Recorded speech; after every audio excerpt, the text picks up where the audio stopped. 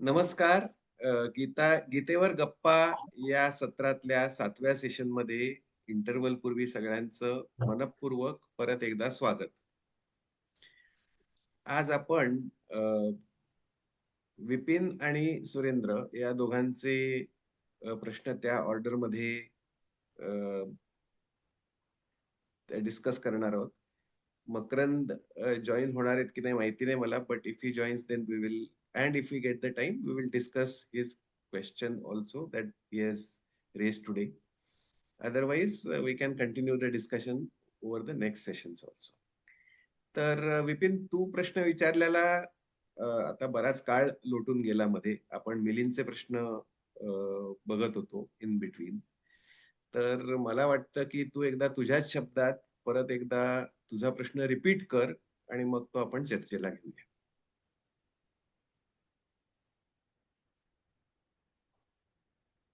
Vipin, you are on mute, so if you can unmute, that will be good.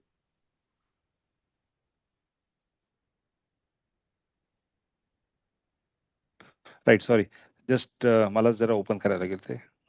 हा, ठीक आहे. You can just rephrase your question or repeat it so that we have a good starting point. मला वाटतं attachment, non attachment, detachment या 3 गोष्टींवर तुझा पहिला प्रश्न होता आणि मग दुसरा प्रश्न पण. हा, करेक्ट. अनासक्ती, आसक्ती आणि असक्ती हा, हे आय थिंक मला वाटतं ते प्रतिक्रिया आणि प्रतिसाद याच्या संबंधी ते होतं की आसक्ती, अनासक्ती आणि असक्ती हे 3 तू पॉइंट सांगितले होते. त्यात असक्तीचं महत्व तू सांगितलं होतंस त्या रेकॉर्डेड व्हिडिओमध्ये. त्याच्या रिलेटेड प्रश्न होता की असक्तीला थोडं अजून इलॅबोरेट कर की ते नेमकं कसं बिहेवियर असतं ते. नॉन अटॅचमेंट आपण म्हणतो. ओके. आपण 3 स्टेट्स डिस्कस करतोय इथे गीतेमध्ये वर्णन केलेल्या भोगी, त्यागी आणि योगी, बरोबर. आणि भोगी आणि त्यागी या एक्स्ट्रीम स्टेट्स आहेत आणि त्यांच्या मधली स्टेट म्हणजे योगाची स्टेट, किंवा बुद्धाच्या भाषेत सांगायचं झालं तर मिडवे. बुद्ध नेहमी म्हणतात की मिडवे घ्यायचा. तर बुद्ध हे कृष्णाचीच भाषा बोलतात. कृष्ण म्हणतो योगी व्हा आणि बुद्ध म्हणतात मिडल पाथ नेहमी तुम्ही चूज करा. तर या दोन्हीचा तत्वतः अर्थ एकच आहे आणि ते दोघं एकच शिकवण देत आहेत की भोगी आणि त्यागी या ज्या 2 एक्स्ट्रीम्स आहेत त्या आपल्या बिहेवियर मध्ये आपण टाळल्या पाहिजे. आणि भोगी स्टेटला इंग्लिशमध्ये आपण स्टेट ऑफ अटॅचमेंट असं म्हणू शकू. त्यानंतर त्यागी स्टेटला आपण इंग्लिशमध्ये स्टेट ऑफ डिटॅचमेंट असं म्हणू शकू आणि योगी स्टेटला इंग्लिशमध्ये नॉन अटॅचमेंट असा शब्द आपण वापरलेला आहे. तर हे थोडंसं मॅपिंग पहिलं लक्षात घेऊया आपण, म्हणजे मग शब्दांमध्ये आपण गुंतून पडणार नाही आणि शब्दांमध्ये कन्फ्यूज होणार नाही, घोटाळा होणार नाही. सो भोगी, त्यागी आणि योगी, किंवा अटॅचमेंट, डिटॅचमेंट आणि नॉन अटॅचमेंट याविषयी आज आपण चर्चा करू. आणि मुख्य म्हणजे त्याचं मॅपिंग जे आहे ते आपल्या मेंटल स्टेट्सवर पण करू. मेंटल स्टेट्स आपण 5 प्रकारच्या पाहिलेल्या आहेत: डेल्टा, थीटा, अल्फा, बीटा आणि गॅमा. आणि just to refresh your memory, delta state is when our brain is emitting between 0 to 4 electromagnetic impulses per second. Theta state is between 4 to 8 electromagnetic impulses per second. He G frequency आहे ती alpha state मध्ये 8 to 12 pulses per second अशी होते. Beta state मध्ये it is between 12 and 30 pulses per second, and anything about 30 going all the way up to 60 is gamma state. तर आता हे जे अटॅचमेंट, डिटॅचमेंट, नॉन अटॅचमेंट आहे ते आपण या मेंटल स्टेट्सची मॅप करू, म्हणजे आपल्याला फर्दर क्लॅरिटी. अल्फा स्टेट जी आहे ती सर्वोत्तम मेंटल स्टेट आहे आणि त्या स्टेटमध्ये मेजॉरिटी ऑफ द टाइम राहणं हे हे हे आपलं उद्दिष्ट आहे, हे आपलं चॅलेंज आहे. आणि ते जर आपल्याला जमलं तर आपली क्वालिटी ऑफ लाईफ खूप जास्त चांगली होते, हे आपण बघितलेलं आहे. आता डेल्टा स्टेट विषयी जर बोलायचं झालं तर delta state is very close to death actually. म्हणजे कोमा मध्ये लोक वगैरे जी गेलेली असतात त्यांचा ब्रेन हा इतके कमी electromagnetic impulses per second emit करत असतो. It's almost a comatose kind of state. It's very deep deep deep deep sleep. म्हणजे डीप स्लीपच्या पण बियॉन्ड, कारण डीप स्लीप ही नॉर्मली थीटा स्टेट मध्ये येते. आणि समाधी म्हणता येईल का त्याला? नाही, समाधी is alpha state. Zone okay. That is alpha state. आता समाधी स्टेट किंवा अल्फा स्टेट ही आपण एका बाजूला डेल्टा स्टेटशी कम्पेअर करू, जिथे आपली फ्रिक्वेन्सी खूप कमी असते, आणि दुसऱ्या बाजूला गॅमा स्टेटशी कम्पेअर करू, जिथे आपली फ्रिक्वेन्सी जास्तीत जास्त असते. तर डेल्टा स्टेटचं काय वैशिष्ट्य आहे की फ्रिक्वेन्सी खूप कमी असते आणि we are utmost relaxed. That is the maximum possible living state of relaxation. म्हणजे याच्यापेक्षा रिलॅक्स तुम्ही होऊच शकत नाही as a human being. Extreme relaxation is delta state. Comatose माणसाला काय टेन्शन असतं, त्याच्या आजूबाजूच्या लोकांनाच टेन्शन असतं, बाकी कोमॅटोज माणूस तर कोमातच असतो. पण state of alertness for delta state is minimum. म्हणजे अलर्टनेस नसतोच डेल्टा स्टेटमध्ये असं आपण म्हणू. म्हणजे it is a death like state. म्हणजे जो माणूस अगदी मरणासन्न आहे त्याला कशाचं भान नसतं, आपण म्हणतो ना, आजूबाजूला काय चाललंय हे त्याला माहिती नसतं. समोर आपल्याला भेटायला आलेल्या माणसांना तो ओळखत नसतो, त्याला काही आठवत नसतं, तो काही विचार करू शकत नाही, तो काही ठरवू शकत नाही, तो काही करू शकत नाही. म्हणजे अगदी alertness is zero or near zero आणि relaxation is near maximum. That is delta state. आणि ती त्यागाची स्टेट आहे. म्हणजे where you have rejected life, your system has rejected life, you are almost becoming lifeless. त्याच्या विरुद्ध gamma state. Gamma स्टेटमध्ये alertness हा मॅक्झिमम पॉसिबल असतो. म्हणजे ऍज अ ह्युमन बिईंग तुम्ही यापेक्षा जास्त अलर्ट राहूच शकत नाही, यापेक्षा जास्त अवेअर राहूच शकत नाही. So Makrand is also joining in. I have just admitted him. Hi Makrand. Welcome back.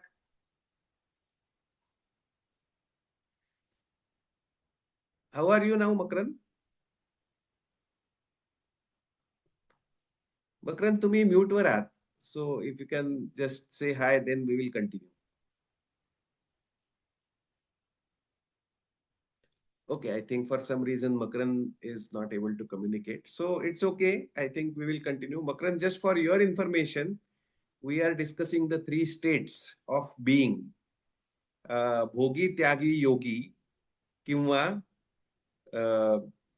Gamma, किंवा अटॅचमेंट, डिटॅचमेंट, नॉन अटॅचमेंट, आणि त्यांचं मॅपिंग आम्ही ब्रेन स्टेट्सशी करतोय. Where I was just explaining that delta state is a state where we are as relaxed as possible for a human being, but our alertness is near zero because it is a near death situation, near death state. म्हणजे कोमॅटोज लोकांना normally आपण बघतो की ते delta state मध्ये आहे. On the other hand, gamma state is exactly the opposite, where our alertness is maximum, and that is with a reason. कारण जेव्हा लिम्बिक सिस्टमचा म्हणजे when limbic system is driving our behavior, no problem, Makrand. If you have an audio issue, that's okay. We are just discussing anyway. You can chat with us and we will still communicate. So gamma state मध्ये limbic system functional असते आपली, आणि the whole focus is on survival. And naturally when our whole body is trying its best to survive, the electromagnetic impulses in the brain are maximum. We are in gamma state. But at that time, our relaxation is also near zero. कारण जो माणूस जीवाच्या आकांताने धडपड करतोय केवळ जिवंत राहण्यासाठी, तो relaxed कसा असू शकेल ना? म्हणजे it is exactly the opposite of delta state. म्हणजे delta state if it indicates detachment from material world, detachment from life itself. Gamma state signifies maximum attachment to life. We are trying our best to cling on to life. We are trying our best to survive. Limbic system has taken over the entire function of our brain, and it is helping us to survive in an emergency. So that is the gamma state, which is a state of total attachment. And why alpha state is the best? Because it is the state of yogi. It is exactly in between delta and gamma states, and it is the middle path as prescribed by Buddha. And you can imagine that in alpha state, our alertness is at its optimum and our relaxation is also at its optimum.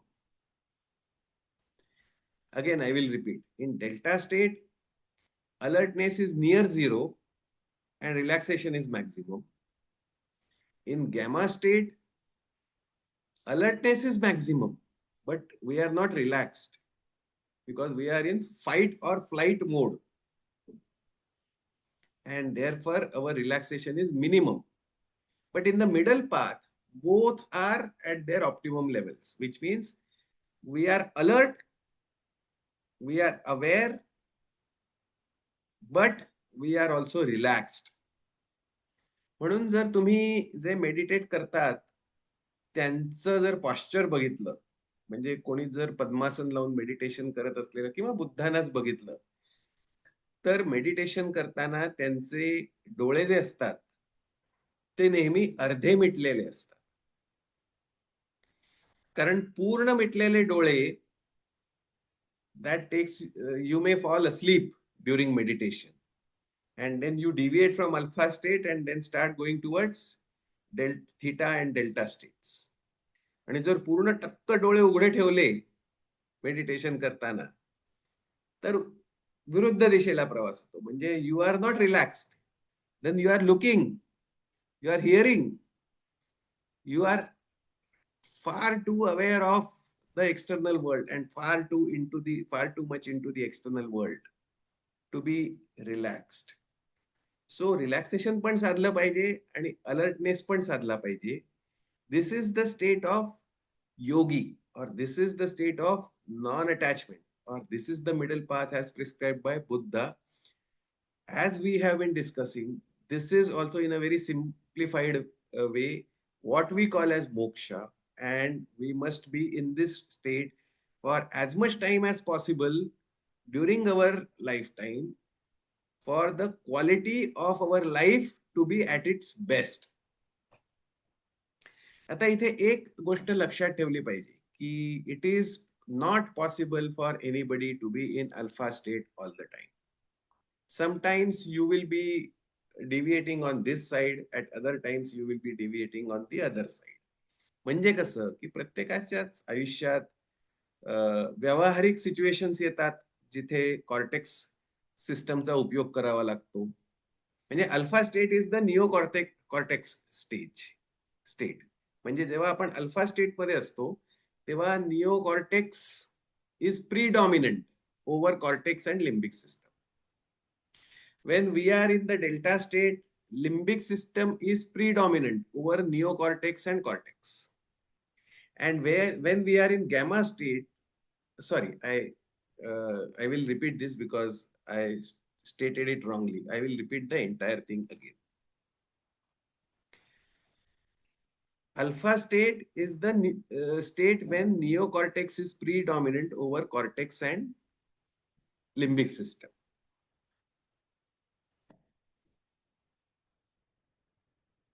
In theta state, we are near death and our alertness is 0. So none of the three systems are predominant. And in gamma state, our limbic system is predominant over cortex and neocortex because the main focus is on survival. So when is it that cortex is predominant over neocortex and limbic system? That is in beta state. So alpha, beta, gamma map to neocortex, cortex and limbic system. हे mapping आपण लक्षात घेऊया. आणि एकदा हे mapping लक्षात घेतलं की it becomes very clear. Answer to Vipin's question becomes very clear as to how the behavior is like. So in non-attached stage, behavior is like the person whose behavior is driven by neocortex. आता आपण जेव्हा फिलिंग्सचं mapping केलं निओकॉर्टेक्सवर, तेव्हा आपण हे बघितलं की normally which are the predominant feelings or emotions connected with neocortex: compassion, empathy, faith, trust. All these feelings or related feelings are characteristic of neocortex dominance in our brain. So behaviorचे जर आपण वेगवेगळे भाग पाडले, Vipin, I am trying to be very technical in answering this. तर बिहेवियरचे भाग कसे पडतात की आपण थिंक करतो based on our belief system. त्यातून आपल्याला फिलिंग्स येतात. त्या थॉट पासून thoughts trigger emotions and emotions trigger action. So बिहेवियरचे 3 महत्वाचे भाग कोणते आहेत? एक तर फिलिंग्स असतात, दुसरे थॉट्स असतात आणि तिसऱ्या ऍक्शन्स असतात. आणि निओकॉर्टेक्सचे फिलिंग्स आपण कोणते बघितलेले आहेत? एम्पथी म्हणजे दुसऱ्याचा जीव पण आपल्यासारखाच आहे, त्यामुळे आपल्याला जे वाटतं तसंच दुसऱ्याला वाटू शकतं. आपण जसे विचार करू शकतो तसं दुसराही विचार करू शकतो आणि आपण ऍक्शन घेतो तसाच दुसराही ऍक्शन घेऊ शकतो. किंवा आपल्याला जे फेस करावं लागतं as a consequence of our actions, दुसऱ्यालाही तसंच फेस करावं लागतं. म्हणजे आपला जर हात आपण गॅसवर धरला तर तो जळून आपल्याला भयंकर वेदना होतील. आपल्याला जशा वेदना होतील तशाच वेदना दुसऱ्यालाही आहेत. म्हणजे being able to put yourself in the shoes of others is empathy. It is neither sympathy nor apathy. Apathy is not being able to put yourself into the shoes of others. Sympathy is going overboard in putting yourself into the shoes of others, being too close, so close that you cannot add any value. But empathy is again in between, where you can understand how the other person is feeling. At the same time, you are different from the other person.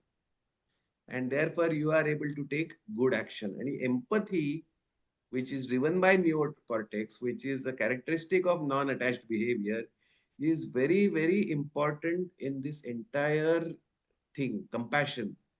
Because that is what enables us, that is what enabled Krishna to guide Arjuna.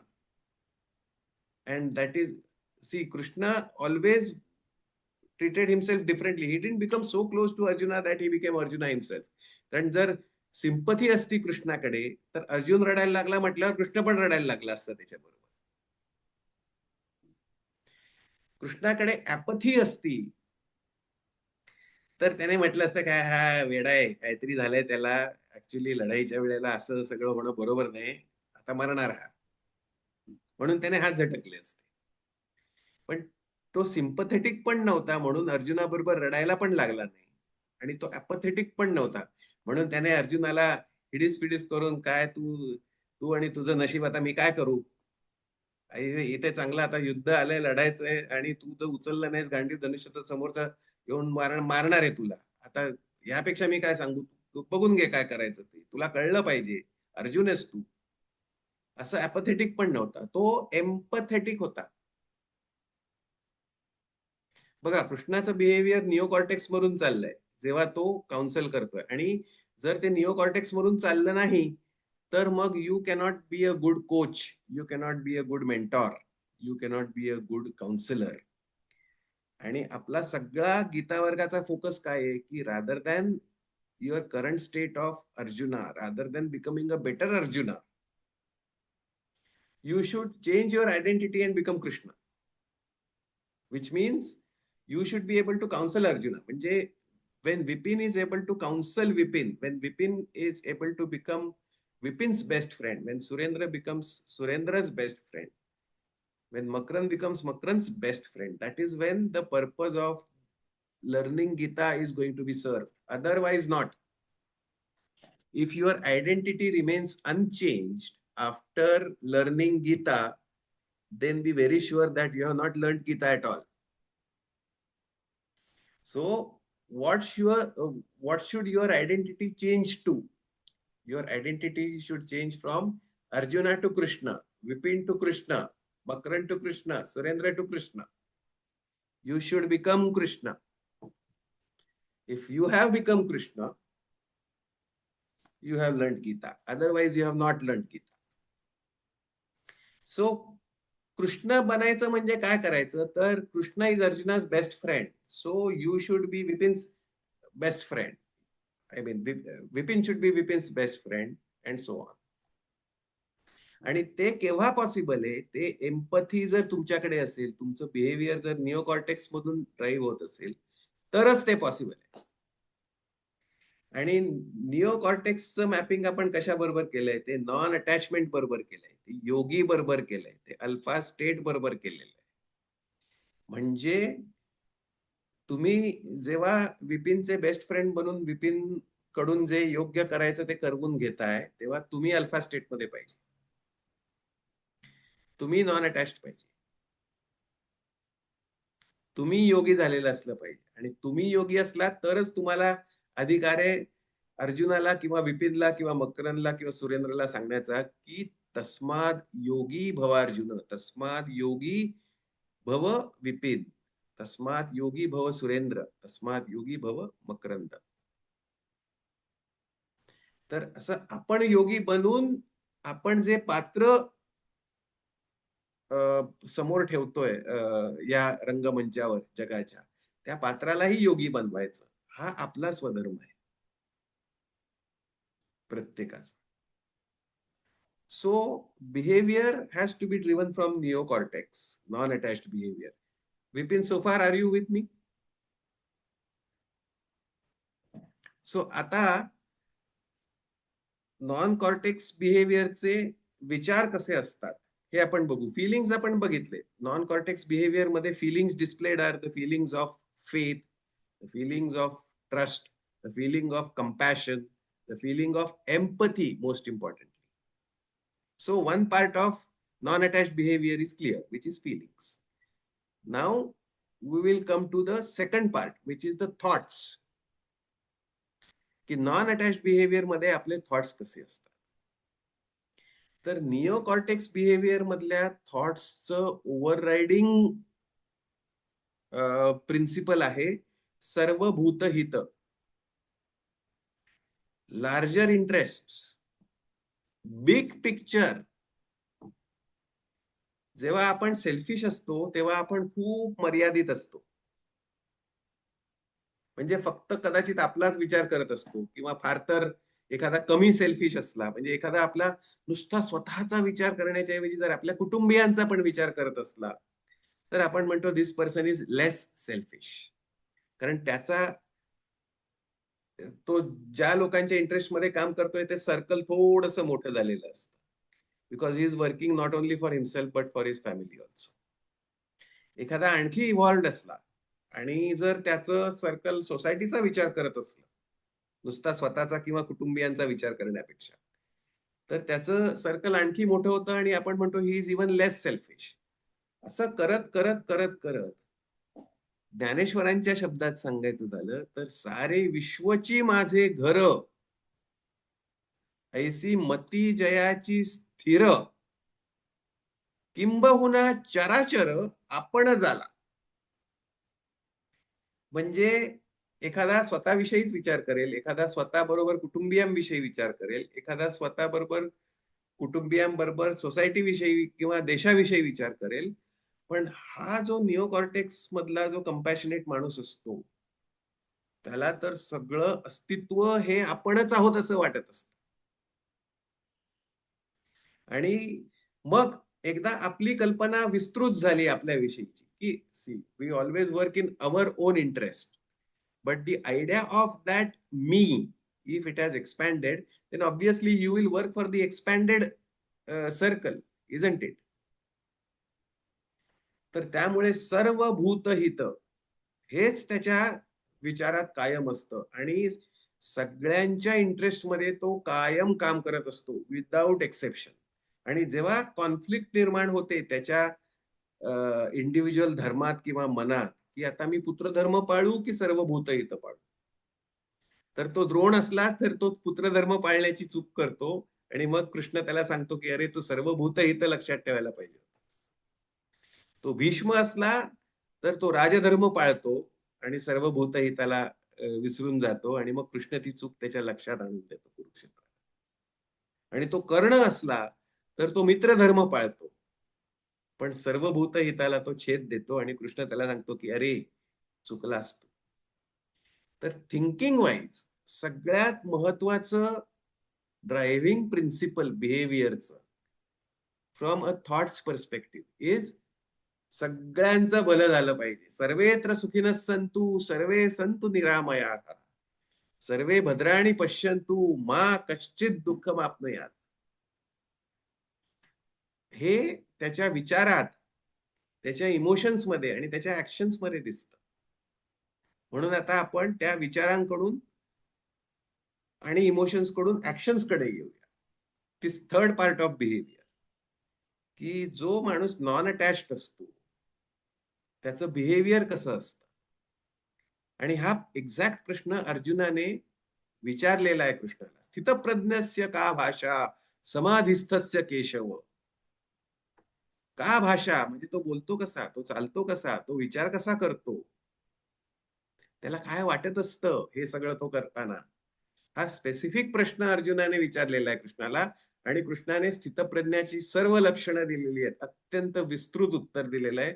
त्यातल्या प्रत्येक characteristic मध्ये जायला आपल्याला वेळ नाही म्हणून मी थोडंसं concise करून समराइज करून तुम्हाला सांगितलं उत्तर की driving feeling is empathy, driving thought is सर्वभूतहित आणि driving action is also implementing the thought that is central in his mind. त्यामुळे तो सगळ्यांच्या इंटरेस्ट मध्ये काम करतो. सगळे जिंकावेत त्याला. He is not into competition, he is into collaboration. So non attach माणसाचं बिहेवियर हे असं असतं. म्हणजे ऍक्शन्सच्या अँगलने तो काही कमी करत नाही. He does everything that is required. He chooses the right thing to do and he does the right thing. त्याला तो कधी त्यापासून तो पळून जात नाही. पण मनाने तो इक्विलिब्रियम मध्ये असतो. He does not judge. He does not favor A over B. He just wants everybody to win. Live and let live. Let's grow together. And it is possible. असा त्याचा विश्वास असतो.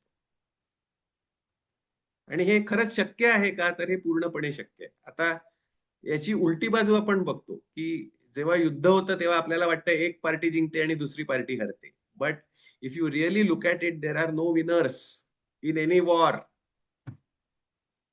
देर आर ओनली लुझर्स. आता तुम्ही Russia Ukraine बघा. Who has won? Nobody has won. US Iran war बघा. Who has won? Nobody has won. युद्धामध्ये जसं कोणी जिंकत नाही तसं जेव्हा तुम्ही कॉम्पिटच्या ऐवजी कोलॅबोरेट करता तेव्हा सगळे जिंकतात हे सुद्धा तेवढंच खरं आहे. So it is possible. आणि तसा त्याचा विश्वास असतो, तसं त्याचं सेंट्रल गाईडलाईन असते बिहेवियरची आणि त्याप्रमाणे तो बिहेव करत जातो. आणि यापेक्षा जास्त त्याच्या बिहेवियरची अनालिसिस जर करायची, तो कायम स्वधर्म पाळतो, तो कायम बॅलन्स्ड असतो. इनफॅक्ट आणखी त्याच्यात एक गंमत सांगून मी उत्तर संपवतो माझं, कारण याच्यावर बोलावं तितकं कमीच आहे.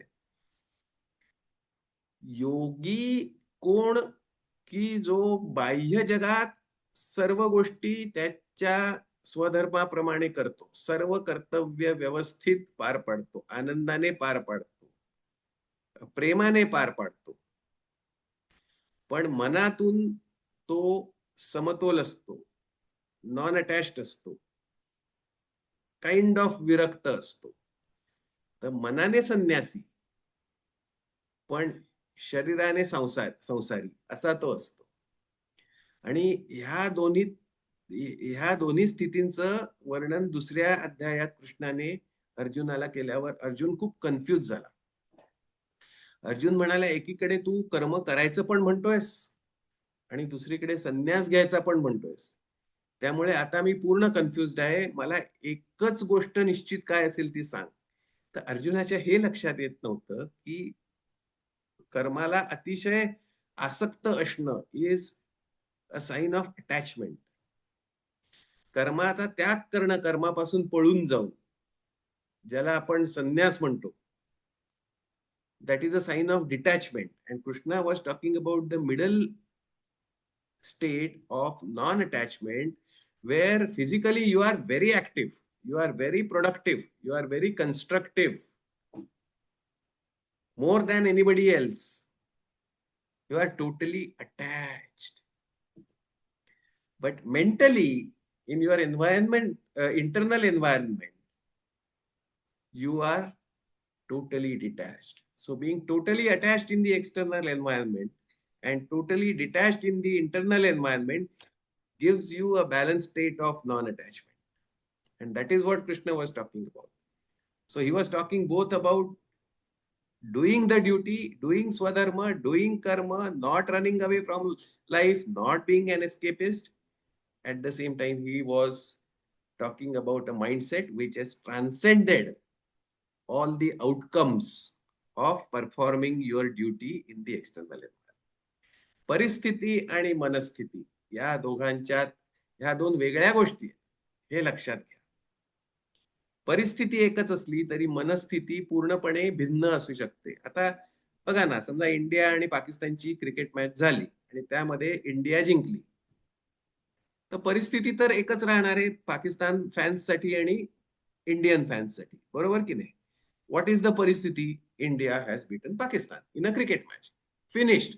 देर are no two ways about it, बरोबर की नाही? म्हणजे परिस्थिती एकच आहे.